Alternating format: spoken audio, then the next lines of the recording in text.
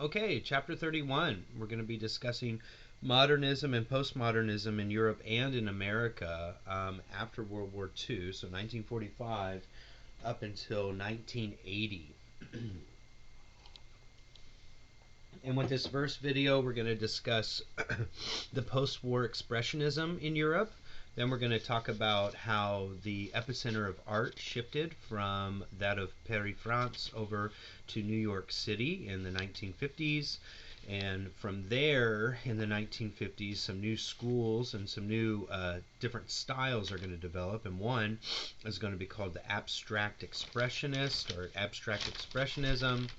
And then we're going to talk about the post-painterly abstractions and then also abstraction and sculpture within this. Hopefully we can get all that in within this first video.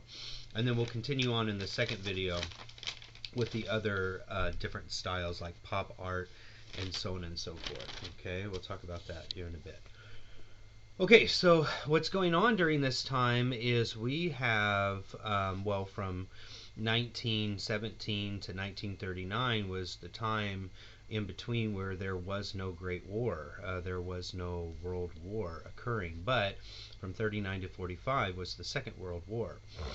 And during that time period, if you recall in the last chapter, well, the chapter before actually, chapter 29, there were so many different schools of painterly styles that are painted, different styles of painting that were occurring, and also in sculpture as well and architecture, that they felt after World War I, which is considered the Great War, and after it ended in 1919, that maybe there was going to be relief and that there was no longer going to be this discord and dissonance around the, well, in that case in Europe, and that everything had been cleansed and things could restart or reboot after that Great War. But not shortly after, like 20 years later, the Second Great War, World War II, occurred.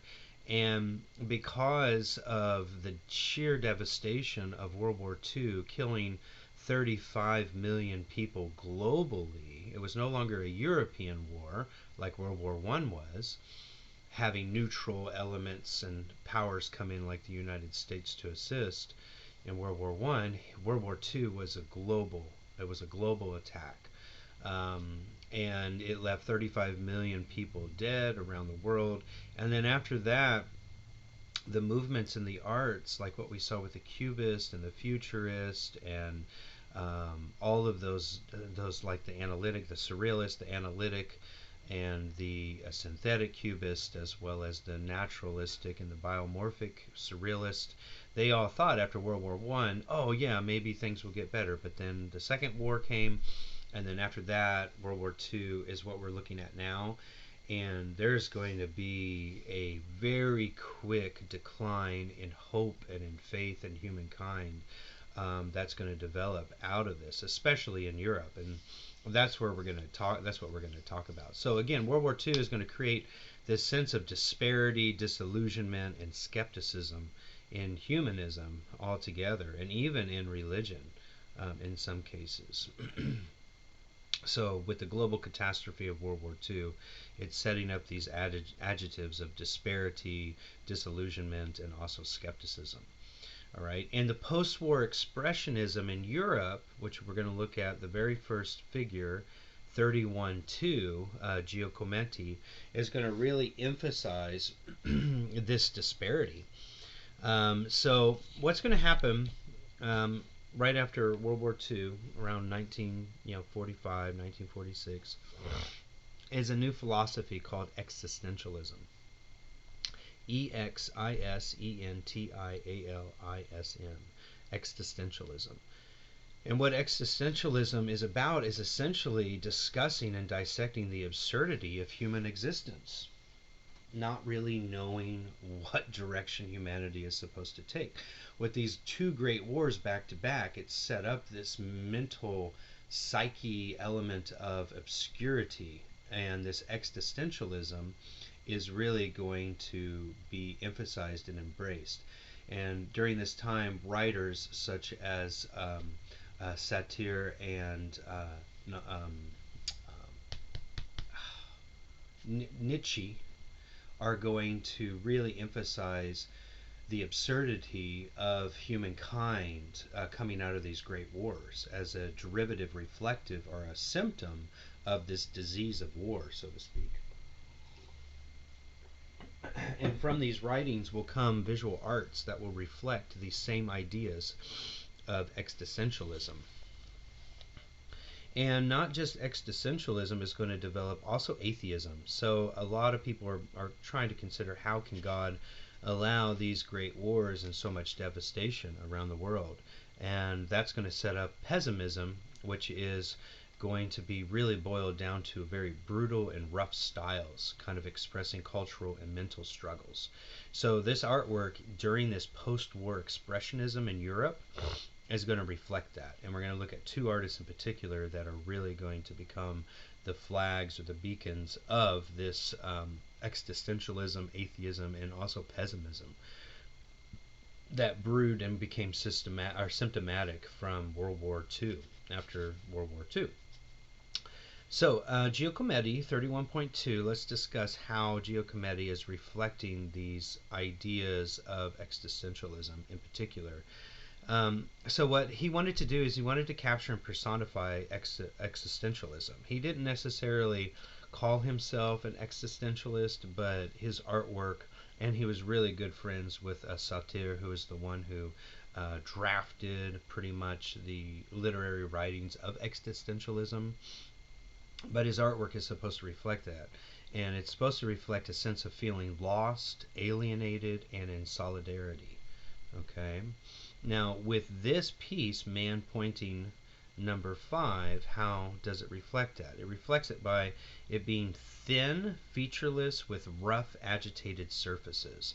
So that goes back to the pessimism of a brutal and rough style expressing both in cultural and mental struggles. So Giacometti is taking the psyche of how the existentialists felt coming out of World War II and is having that essentially skinned and veneered on the surface of Man Pointing number 5. So that's why it is very thin, it's very featureless, meaning it doesn't have any facial features, and it's rough and agitated surfaces. So the bronze that he's using is very rough. It's not ground down to be smooth or anything. It's meant to be very rough because it's supposed to reflect and express and personify those existential ideas. Also, Giacometti, he's going to use the bronze not as a massive piece. So the bronze that we've seen in the past has been used to give a sense of mass and bulk to an object or to a figure that it's being casted in. But he's doing the opposite. He's keeping it thin. And he's focusing more about the space around the figure by keeping the figure thin and featureless. Like the legs, you can see they're elongated. The arms, they're super elongated. The neck of the body, it's all elongated. Almost it's being turned into this shadow figure, if you will. So he's using the bronze not as a mass, but more about space and the space surrounding it, which gives it a sense of isolation and fragility. And that's how a lot of people in Europe coming out of these two wars felt. They felt isolated and they felt very fragile.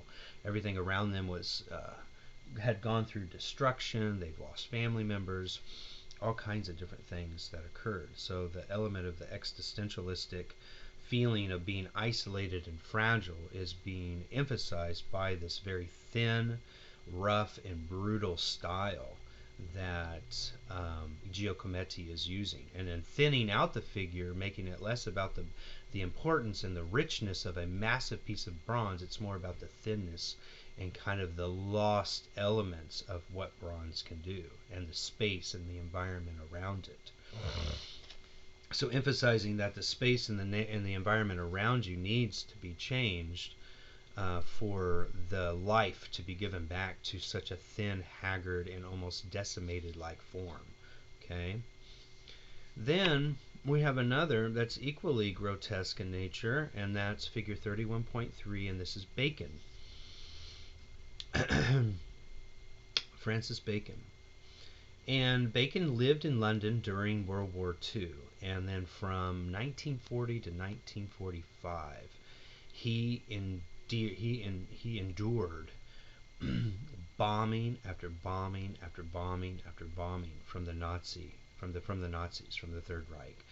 So he saw dismantled buildings, he saw he saw everything that the bombing of the Nazi Party in London unleashed in their blitzkriegs upon downtown London in England. So he was there and he experienced it. So his artwork is going to reflect very much what he saw out of his side windows, what he saw laying in the streets, what he saw around him everywhere, 360 degrees. So essentially, these artists are not trying to hide this brutal truth of what happened from World War II and the devastation that went along with it. They're not going to hide it, they're going to expose it. And it's a healing process, right? By making this artwork, though grotesque and very tortured at first in visually, it's meant to be very cathartic and release you from the onslaught of what the wars did. So, so he saw firsthand this destruction in the lives and in the psyche of the people in London. So painting here, figure 31.3, painting is meant to be the butchery of war. That's why you have these butchered elements, like these butchered, dismembered bodies. And it's supposed to be revolting images of powerful people, like they're carnivores of society. So essentially, an attack on the political figures, in this case, the Prime Minister of England, that has thrown all of these soldiers into this great war where so much death has come from it and so much brutality has come from it. So he's taking different societal elements, like obscuring and keeping anonymously different figures, like the one cladded in black with the umbrella over the head is supposed to symbolize the Prime Minister of England at that time during World War II, and the blood that soaked upon the upper part of his lip is supposed to show his carnivorous act of sending people into war and essentially just dying. So it's a socio-political stance. And so the figures are depicted from European and American officials. So he didn't just stick with European officials, he also stuck with American officials too. But this is just one example. And painting is a reflection of the European official. Also, if you notice, behind the umbrella, there is this viscerated form. Not sure if it's meant to be the cow, but it's most likely meant to be that of a human. And the human carcass is like a crucified human form, which shows that they've been sent to the slaughter. That's the idea, is that the humans that have gone into the war in World War II, the Londoners, they and the English, that they were just sent to the slaughter, and it just is meant to reflect that they are being crucified for the whims and the desires of these officials, these European and these American officials. And so Bacon really wanted to show this brutality as a fact. He wanted to show it factually. He didn't want to hide it. He's not going to try to obscure it. He's not going to try to make it look cleaned up in any way. He really just wants to expose the true fact of the brutality of warfare that came out of World War II. And that's why the work looks the way that it does. Almost like you're walking through a slaughterhouse. Okay, so that's what's going on with the post-war expressionism in Europe. Then in the 50s, because of just this downtrodden existence in Europe and the reconstruction in Europe after both of those world wars. I mean, after the Great War, which is World War One, there was a period of reconstruction after Europe was decimated, and then after World War II, it was decimated even more after Adolf Hitler and the Nazi Party. And even Russia, when Russia came in from the east to help against the Nazis, it absorbed Eastern Europe, and that became part of the Soviet Union under Stalin.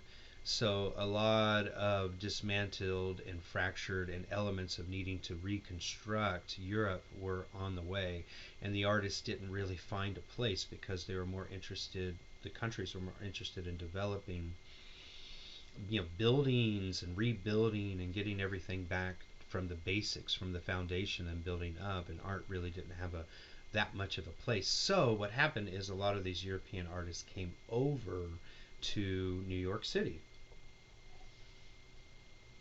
And during this time in the 50s, let's just say after 1945, specifically in the 50s, you're going to have a mixture of European American artists, you're going to have a mixture of European artists, and you're going to have a mixture of American artists. And they're all going to be working together to make America, and New York City in particular, the epicenter of fine art in the world as it moves away from Paris, because Paris is just trying to rebuild and get back on its feet. So you're going to have a movement called the Abstract Expressionist, or Abstract Expressionism, that's going to be the first to develop in the 50s after many European artists moved over to America, in New York City in particular. So it's going to be the first avant-garde movement in America. And remember, what avant-garde is like scouting out for the future. So these artists in particular are going to be scouts for the future and seeing what the future development of art is going to look like after post 1945 and all the way up into the 80s, which is what we're going to talk about in this chapter. So we have figure 31.6, and we have one of our first abstract expressionists, and that's Jackson Pollock, Pollock. And Pollock is known as a gestural abstraction. He's known for his gestural abstractions, and how it's gestural is because it's a use of rhythmic drips, splatters, and dribbles of paint.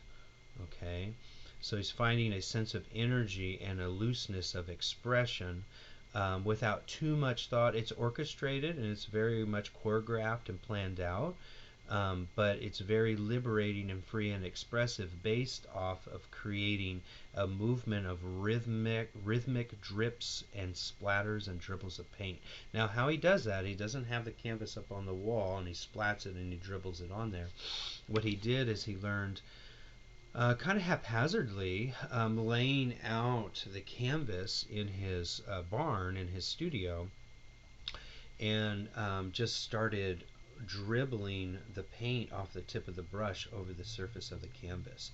And then he just kept building it up and building it up and building it up. Now, one thing that Pollock did, other than his versus his peers, is he used household paints as well, in combination, like aluminum based paints, enamel based paints, in combination with the fine oil paints.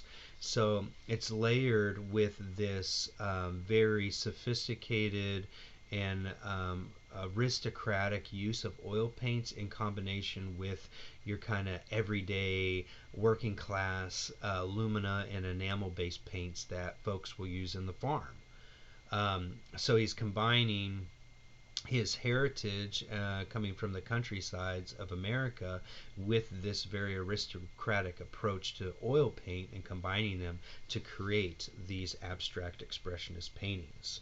All right, so it kind of puts a socio-political connection to the importance of the everyday person, the common individual like you and me, with the use of these everyday paints that we might use if we're doing home improvement projects, with these oil paints, which are specifically used for fine art painting.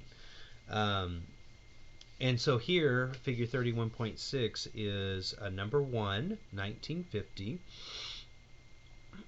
And you can see very clearly by zooming in the use of those drips, splatters, and dribbles of paint. And so what he's doing, he's creating energetic skeins, S-K-E-I-N-S, of pigment. All right, so he's creating like skins, if you will. So not like our skin, that would be S-K-I-N, but skeins. So S-K EINS, which is layering different levels of these drips and dribbles and splatters, letting them dry and then coming in and then doing another layer and getting them thicker and thicker.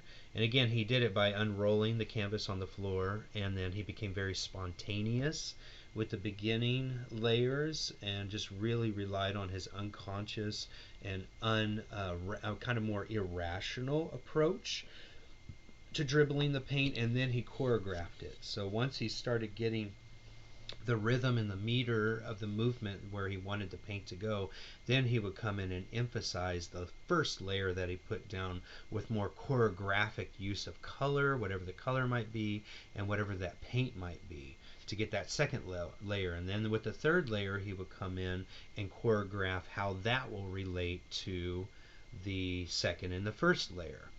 All right, so it's very much, it's kind of like the biomorphic surrealist, in where they start with just a doodle, which is very kind of unconscious in nature, but then they take that and they shape it and choreograph it throughout the composition for it all to make sense collectively in the end. And Pollock is doing that as an abstract expressionist as well. He used sticks and brushes to fling, pour, and again drip the paint. It is spontaneous, but it does become choreographed once he gets those first layers down. And it is gestural because it focuses on just the creative process. He's not looking at any objects, he's not looking at any abstractions. He's just laying it out there and allowing the process to develop on its own. Some would call that non-representational art. Non-representational art. He's unconscious without too much thought. All right, it's more about the energy and the emotion that goes into it. All right, so that is an example of Pollock, and now let's look at an example of de Kooning. All right, so the next photo, or the next figure we're going to look at, is William de Kooning, and that's figure 31.8. And he also is a gestural abstractionist. In style as well, all right, but his has a figural element to it. And again, the gestural abstractions are meant to again give a sense of kind of a rawness and intensity to it. So let me kind of break down Woman 1 here and explain how it kind of relates to Pollock a little bit, but it's also very different, which is obvious, right? Same kind of energy on the surface, but still it has a figural element to it. So it's rooted in the figure, but it shows the energetic application of pigment, which is that gestural abstraction that we saw with Pollock, right? It was all about how to apply that pigment in a very energetic way. But with the figure here, it starts with this toothy smile, but it devolves into like a grimace, all right?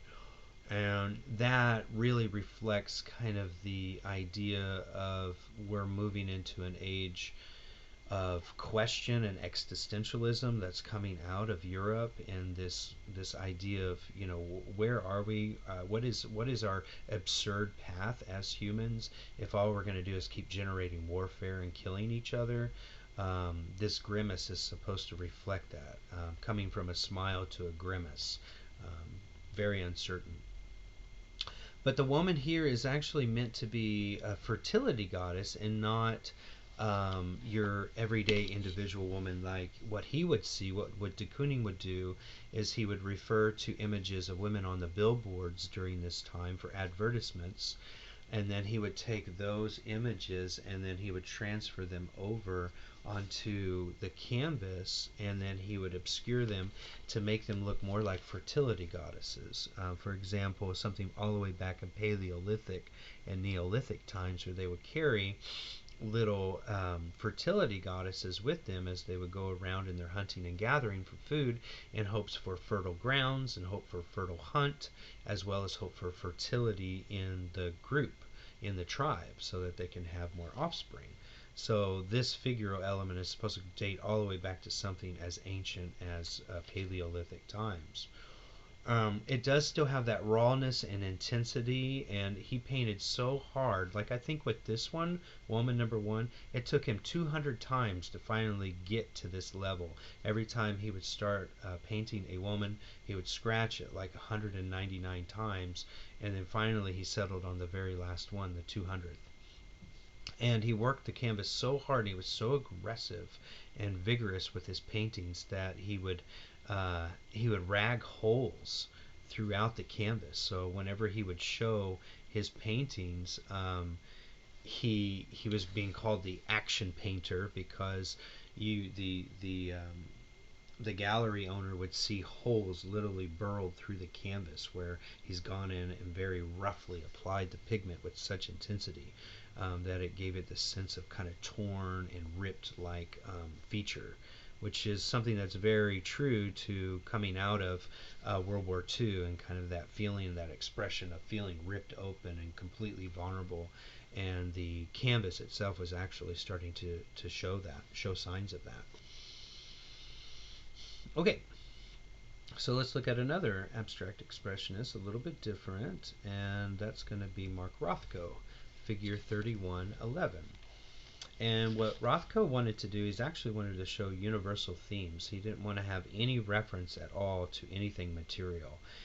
He wanted to kind of focus on art being used as, it's kind of the anti-existentialist idea, because he felt like there was hope and there was purpose, but it wasn't in a material level. It was in a spiritual, sublime, and religious way.